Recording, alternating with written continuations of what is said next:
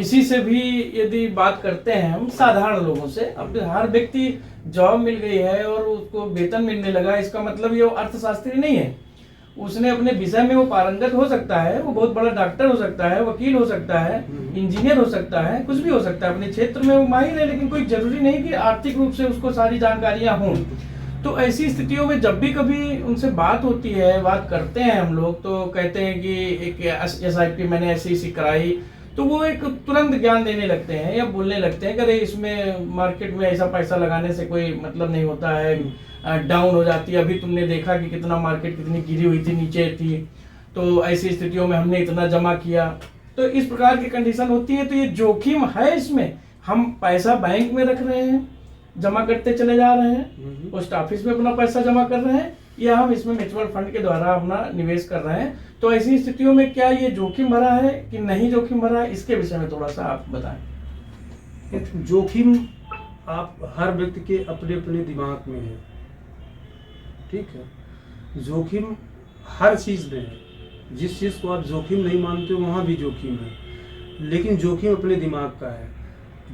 अब इसका उदाहरण के समझ लीजिए कि जैसे किसी को अपने छोटे बच्चे को पहली बार स्कूल भेजना पड़ता है, वो कितना डरता है। उसको लगता है कि हमारा बच्चा जो अभी आंगन में था वो वहाँ पे हट के दूर जाना है, उसको विद्यालय जाना है। वो जब तक स्कूल से घर नहीं आ जाता, 3 लोगों के बीच में था, 300 लोगों के बीच में जा रहा है, तो जब तक स्कूल से घर नहीं आ जाता है तब तक आपको डर लगा रहता है। फिर धीरे धीरे वो जब लगातार जाता रहता है तो फिर आप ध्यान भी देना बंद कर देते हैं कि बस इसको स्कूल टिफिन बस्ता दिए और फिर लौट आया, कुछ दिन समय देखते हैं टाइम से आया, फिर कुछ दिन वो 10-15 मिनट लेट होने लगता है। मतलब आप आदत में आ गया, आपको वो जोखिम अब नहीं लगने लगा। लेकिन जोखिम तब भी था, जोखिम आज भी है। तो आपके कहने का मतलब है कि जोखिम है इसमें? नहीं, जोखिम क्या, ग्रोथ के लिए आपको ये जोखिम लेना ही होगा, ग्रोथ के लिए। क्योंकि आप तो क्या रिस्क है इसमें? नहीं, तो सब्जेक्ट टू मार्केट क्लियर करिए, क्योंकि ये बहुत आपके उससे लगने लगा कि जैसे कि जोखिम है, इसका लेना पड़ेगा। सब्जेक्ट टू मार्केट रिस्क मतलब जब आप रोज सुबह उठ करके इसके प्राइस देखेंगे तो निश्चित तौर से जोखिम है। क्योंकि आपका देखने का नजरिया ये है कि आप रोज सुबह उठ करके उसके भाव देख रहे हैं। रोज उठ करके जिस दिन आप म्यूचुअल फंड में SIP किया, अगले दिन से एक एप्लीकेशन ले लेंगे और उसको फिर रोज देखना शुरू कर देंगे। जब आप रोज देखेंगे उसको तो आपके रोज भाव बदलेंगे। और बाजार ये रोज FD की तरीके या इसी की तरीके रोज उसमें गेन नहीं होता है। इसमें रोज गेन नहीं होगा, गेन रुक रुक के होगा, बीच में आपके पीछे आएगा। या दूसरी भाषा में समझ लो कि जैसे बड़ा कोई शिकार करना होता है तो शेर को या किसी को भी तो सबसे पहले पीछे जाता है। जैसे फास्ट बॉलिंग करना हो किसी को तो विकेट्स के काफी पीछे जाकर आता, फिर दौड़ के आता, तब तेज फेंकता है। तो ये बाजार में यदि ज्यादा रिटर्न आते जब भी है जब वो पीछे जाता है। तो हम जब रोज रोज देख रहे हैं तो जब भी पीछे आता तो लगता है कि हमारा लॉस हो गया। इसको दूसरे उदाहरण से समझिए, जिस तरीके से आप 55,000 में सोना खरीद के ले आए, सोने में तो कोई जोखिम नहीं है।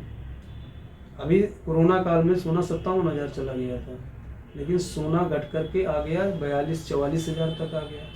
किसी आदमी ने बताया आपको कि इसमें आपको लॉस हो रहा है? क्यों? इसलिए नहीं बताया ना, आपका ध्यान गया, वो आपको सस्ता लगा कि सोना, लोग बोलने लगे कि 57,000 से 42,000 आ गया, सोना सस्ता हो गया है। लेकिन जिसने 57,000 में खरीदा था उसका तो लॉस था। लेकिन कोई भी आपको न्यूज चैनल, कोई मीडिया कहीं भी नहीं बताया, यही बताया कि सोना सस्ता हुआ है। लेकिन यदि बाजार गिर जाए, इक्विटी मार्केट, तो लोग कहते हैं कि बाजार में भारी नुकसान हो गया, निवेशकों के इतने लाख करोड़ रुपया डूब गए। लेकिन जो आपने एसेट खरीदा है बाजार में आपने क्या खरीदा है? यूनिट्स खरीदा है। वो जितने यूनिट आपने खरीदे उतने ही हैं, आपके एक भी यूनिट तो कम नहीं हुए। उनके भाव नीचे आ गए हैं। अब आप भाव नीचे आने पे आपको विश्वास नहीं, हमने कहा कि आप ही नुकसान करेंगे, आपका बिहेवियर नुकसान करता है। बिहेवियर का रिस्क है, बाजार का कोई रिस्क नहीं। बाजार तो लगातार मतलब बिहेवियर का रिस्क है, बाकी बाजार से सब्जेक्ट टू मार्केट रिस्क नहीं, सब्जेक्ट टू बिहेवियर रिस्क है। आपका स्वभाव जो है आप अपने आप में ही, अब आपने मान लिया कि ये दोबारा कभी बढ़ेगा नहीं, जबकि वो आपके लिए इक्विटी, जैसे सोना सस्ता हो जाए तो आप सोना खरीदोगे, ऐसे इक्विटी सस्ता हो गया, आपके पास पैसा हो तो और खरीदो। लेकिन आप ऐसा करके ये करेंगे कि अरे यार मेरा नीचे हो गया, अरे नीचे हो गया, ये SIP कर लिए तो ये आपको और फायदेमंद हो रहा है, आप यूनिट ज़्यादा एक्वायर कर रहे हो और सामान खरीद रहे हो। लमसम किए तो उसमें टॉपअप कर दो। अब आप देखेंगे यदि कोई भी आदमी, आपको एक एग्जांपल लाइव दिखा दें कि आप देखो, एक ये जो हमने SIP डाउनलोड किया, कोरोना कब आया था, आपको मार्च के महीने में 2020, ठीक है।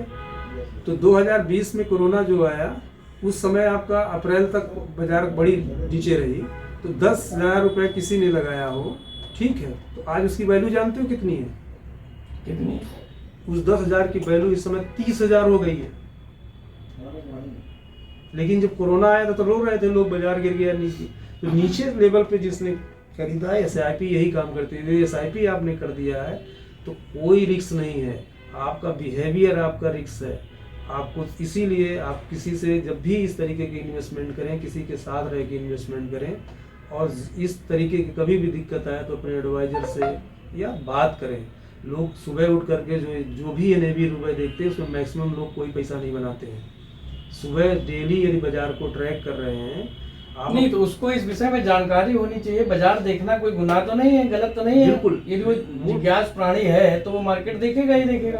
ये बहुत कठिन चीज है जी, कि आपको लग रहा है कि हमें बहुत जानकारी हो गई, बाजार देख रहे हैं और हम वो गिर रहे हैं, लेकिन जब लगातार बाजार 2-3 साल 3 साल कंसोलिडेट करता है, एक ही जगह को घूमता रहता है, आपको कोई रिटर्न नहीं बनता है, तो सामान्यतः लोग जो है ये गलती कर जाते हैं। उनको विश्वास होता है कि बाजार, कोई सरकार के बारे में कहने लगेगा कि मोदी जी हैं तो है, या कोई कहेगा राहुल गांधी हैं, कोई कुछ कहेगा, तो ये सारी चीज़ें जब बातचीत करते रहेंगे तो आपको फ्रस्ट्रेशन पैदा होगा बाजार में, और आप कोई अवसर निकालने लगेंगे कि इस बाजार से हम निकल जाएं। अथवा यदि आपको ये जानकारी हो गई है कि हमने 25 साल 30 साल के लिए किया है, आज बाजार जितना सस्ता है वो हमारे लिए फ़ायदेमंद है, ये जिस दिन आप समझ गए, उस दिन बाजार में बहुत सारा आप पैसा बनाएंगे।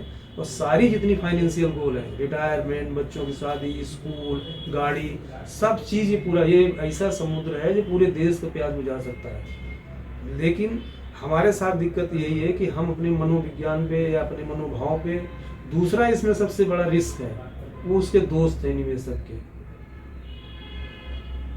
दोस्त उसको पैसा बनाने नहीं देते हैं, ये कठोर शब्द है, लेकिन इसलिए कि ये हम लोगों का अनुभव है कि यदि वो किसी को फंड दूसरा लिया है, उसके दोस्त ने दूसरा लिया है, आज उसका रिटर्न उसके फंड का आ रहा है, उसके वाले नहीं आ रहा, तो वो वहाँ से चर्निंग कर लेगा, मतलब स्विच कर लेगा या बंद कर देगा, बोला मेरा खराब है उसका अच्छा है। लेकिन वो ये नहीं जानता है कि बाजार में इतनी सारी कंपनियां हैं, यदि आपके फंड हाउस ने दूसरी कंपनियों में खरीदा है, आज उसमें रिटर्न आ रहा है, वो दूसरे फंड हाउस ने दूसरी कंपनियों को खरीदा, कल उसका रिटर्न आएगा। अल्टीमेटली जब आप 5 साल 10 साल बाद देखोगे, लगभग दोनों फंडों के एवरेज रिटर्न बराबर होंगे। लेकिन आप यदि 1-2 साल में इस फंड से उस फंड में चले गए, आपने 1 साल खराब किया, फिर उससे उठाया दूसरे फंड में चले गए, उसमें क्या, तो जितने ऐप आते हैं इनमें डेली फंड चेंज होते हैं अब, और लोग डेली स्विच कर रहे हैं, इधर उधर कर रहे हैं, तो वो पूरी यात्रा भी 10 साल की मार्केट में निकाल लेंगे और हाथ में कुछ भी नहीं। हम देखिए, आप बहुत ही अच्छे ढंग से और बहुत ही सही बात बता रहे हैं, लेकिन हम उतना डीपली हमको नॉलेज नहीं है। हमने पहले हमारे प्रश्न से आपको ये क्लियर हुआ होगा कि हमको इतना बहुत ज़्यादा हम उसमें घुसना नहीं चाहते हैं। हमको ये पता होना चाहिए, ये हम जानना चाहते हैं कि ये जो पैसा लगता है बाजार में, बाजार में जो पैसा लगता है, लोग कहते हैं कि बाजार गिर गई तो आपका पैसा चला गया। तो आपकी बात से हमें एक चीज़ समझ में आ रही है कि चूंकि लॉन्ग टाइम के लिए हम उसको कर रहे होते हैं, तो जब लॉन्ग टाइम में कर रहे होते हैं तो इस दौरान जाने कितने बार बाजार गिरती है, फिर चढ़ती है, गिरती है, तो इसमें हमको नहीं बढ़ना चाहिए। इसमें हमारा कोई मन में दिमाग में इसकी तरफ हमारा ध्यान नहीं होना चाहिए। हम तो लंबे रेस के घोड़े हैं, हम अपना उस चल रहे हैं, ये समझ में आ रहा है। लेकिन हमारे ये कहने का मतलब ये थोड़ा सा दूसरा प्रश्न है कि हम निवेश कर तो रहे हैं, लेकिन एक हमको अभी भी, जो हमने शुरुआत में कहा था कि बैंक में पैसा ऐसे जमा करते हैं, उसके नाम पे कि कोई भी व्यक्ति तैयार हो जाता है, यहाँ पे नहीं तैयार होता है, तो ये पैसा सुरक्षित होता है? क्योंकि बहुत कंपनियां आती हैं, लोग अभी भी जो प्राइवेट कंपनियां आई और अलग अलग उन्होंने बताया कि इतने साल में हमारा धन दूना हो जाता है, ये हो जाता है, और निवेशक जो है इस तरीके से वो उसमें लग जाते हैं कि वो करते रहते हैं। 4 साल 5 साल 7 साल करने के बाद पता चलता है वो कंपनी चली गई। तो उसी नजरिए से आज भी इसको भी वो देख रहे हैं। बिल्कुल ठीक। तो इसके लिए मतलब ये पैसा कहाँ जाता है? ये सवाल आपका बिल्कुल सही है कि बहुत सारे लोग इस म्यूचुअल फंड को भी उसी तरीके से देखते हैं जिस तरीके से बहुत सारी पूंजी कंपनियां आई हैं, और उनका नाम लेना ठीक नहीं है, और बहुत सारे लोग उसका नाम जानते हैं। ज़्यादातर वो ग्रामीण क्षेत्र के लोग हैं, उन सब कंपनियों में ज़्यादा निवेश किए, उनके सारे पैसे डूब गए हैं, कोई लेने वाला नहीं है। और बहुत सारे लोग पढ़ते भी होंगे अखबारों में कि उन पे मुकदमा चल रहा है, या कोई इस पार्टी से उस पार्टी में चले गए उसके सांसद। अब बात आती है कि ये सुरक्षित क्यों है। इसमें केवल एक ही जो टैगलाइन आती है, सब्जेक्ट टू मार्केट, उसका हमने आपको बताया कि आपको कोई डरने की जरूरत नहीं, मार्केट अपने आप रिकवर कर सकता है। दूसरा सवाल आता है कि क्या जिन कंपनियों में हम पैसा लगा रहे हैं, यहाँ पैसा क्या सुरक्षित है? तो इसमें 100% सुरक्षित है। ये कोई भी कंपनी जो भी, जिसमें आप जैसे SBI म्यूचुअल फंड में कर रहे हैं, या एक्सिस म्यूचुअल फंड में कर रहे हैं, या आप ICI म्यूचुअल फंड में कर रहे हैं, HDFC म्यूचुअल फंड में कर रहे हैं, मोती एनीवे किसी में कर रहे हैं, वो जिस तरीके से बैंकों को रेगुलेट्स RBI करती है, उसे म्यूचुअल फंड को एक सरकारी संस्था SEBI वो रेगुलेट करती है। अब इस रेगुलेशन में भी इतनी पारदर्शिता है जितना बैंक में भी पारदर्शिता नहीं। ये चीज इसको थोड़ा सा तो पहली है कि आप कोई भी म्यूचुअल फंड कंपनी आए तो हम एक सरल भाषा में और कम शब्दों में बताना चाहेंगे कि आप देखें कि म्यूचुअल फंड जिस समय अपना लाइसेंस लेता है कि म्यूचुअल फंड कंपनी में आएंगे, SEBI से अप्लाई करता है, तो वो अप्लाई करेगा, उसमें कंपनी को लाइसेंस मिलेगा, उसके जो डायरेक्टर नियुक्त होंगे उसमें 75% डायरेक्टर इंडिपेंडेंट्स होंगे जो SEBI नियुक्त करेगा। दूसरा उसमें आएगा कि जो भी ये बिजनेस करेगा उसका लेखा जोखा उस AMC के अलावा जो भी सब कुछ करने वाला होगा वो रजिस्ट्रार होते हैं, वो दूसरी संस्था होती है, वो कैम्स और कार्बी है। ठीक। तीसरा है कि जो भी ये लोग डॉक्यूमेंटेशन, जितना भी पैसा निवेशक अपना लगा रहे हैं, उनकी यूनिट अलॉट हो रही, उनके सारे डॉक्यूमेंटेशन। और एक पार्टी होती कस्टोडियन होती है, जो ये म्यूचुअल फंड कंपनी जो है ये नहीं होगी, कोई दूसरी म्यूचुअल कंपनी, जैसे SBI का हो सकता है HDFC कस्टोडियन हो, या ICI हो, ICI का हो सकता है निप्पॉन इंडिया कस्टोडियन हो, और इनके सभी के रजिस्ट्रार कैम्स और कार्बी होंगे।